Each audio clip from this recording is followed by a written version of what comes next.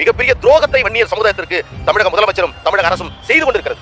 மிகப்பெரிய நம்பிக்கை மோசடியை செய்திருக்கிறார்கள். எங்களை நம்ப வைத்து தமிழக முதலமைச்சர் கழுத்தெடுத்திருக்கிறார். நான் சொல்கிறேன், உயர்நீதிமன்ற தீர்ப்பு வந்ததுக்கு பிறகு சொன்னார், உடனடியா தந்துறேன், 3 மாசத்துல தந்துறேன். ஒரு பிரச்சனை, என்னையா பிரச்சனை?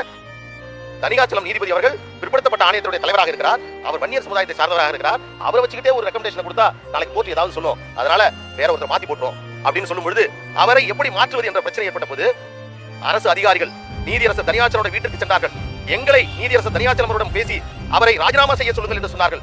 பெரிய மனதோடு நீதியரசர் தனியாச்சலம் அவர்கள் ஒரு சமூகத்திற்கு, சமூக நீதிக்கு நல்லது நடக்கிறது என்று சொன்னால் அதற்கு நான் குறுக்கணிக்க தயாராக இல்லை என்று பெருந்தன்மையோடு தன்னுடைய பதவியை அன்றைக்கு நீதியரசர் தனியாச்சலம் அவர்கள் ராஜினாமா செய்தார்கள். அதற்கு பிறகுதான் பாரதிதாசன் அவர்கள் 2022 டிசம்பர் மாதம் நியமனம் செய்யப்பட்டார். அதற்கு பிறகுதான் 2023 இந்த அரசாணை என்பது வெளியிடப்பட்டது.